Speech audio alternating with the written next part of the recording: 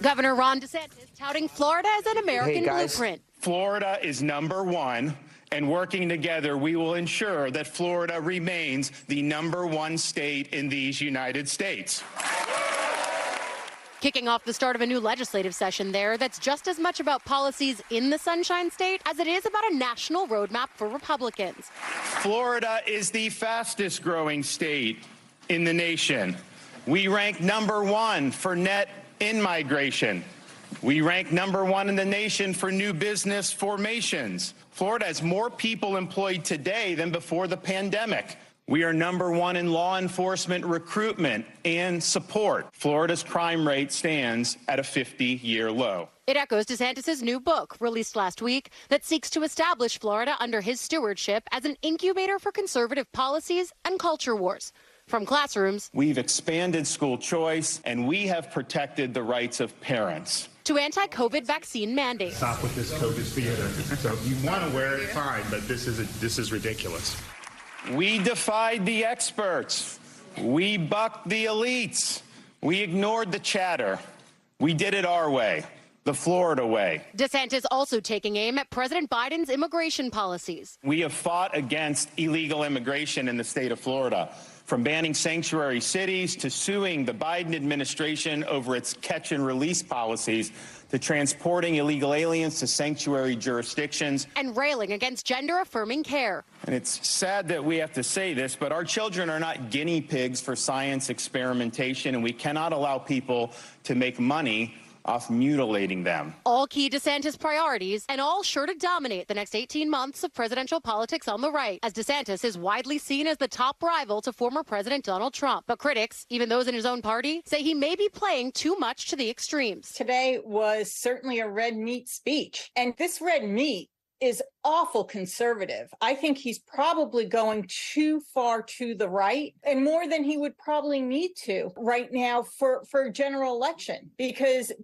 frankly, to have a racist, anti-gay, gun-toting, anti-abortion agenda really isn't going to play well when it comes to independent suburban women. Still, the start of the GOP majority session is a stark reminder of why sources close to DeSantis vow he's focused first on his current job before he sets his sights on his next one.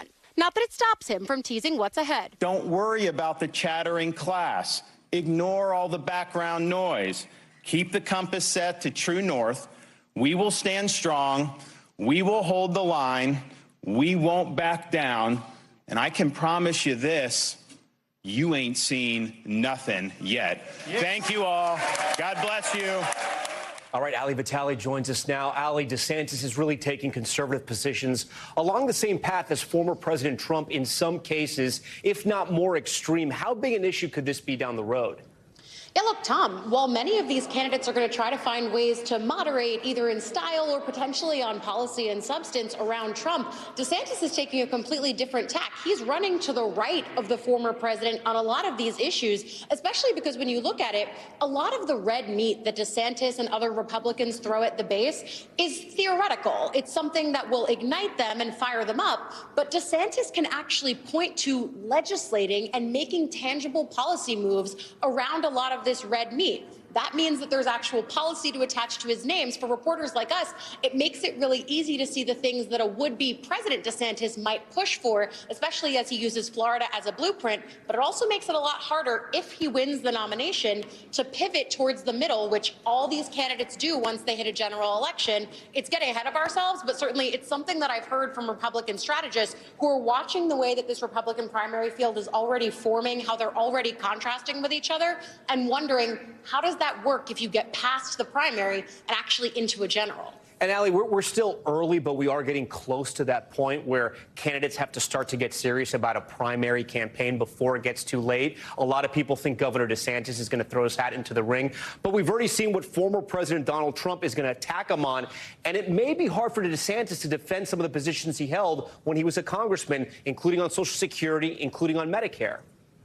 Yeah, those are pivot points that Trump is certainly trying to point to, because for DeSantis, as much as he's trying to run on Florida as a blueprint, he also has a record, albeit a somewhat short one, from his time in Congress. So certainly, as there's a focus right now on entitlement spending, on programs like Social Security and Medicare, Trump is trying to draw people's attention to DeSantis's previous voting record on that issue. I will say, as I've been looking at the ways that other Republicans are talking about these issues, specifically former Vice President Mike Pence said to me, and has said in recent interviews as well, that he thinks that these programs have to be dealt with in a more serious fashion because there are issues with solvency with them.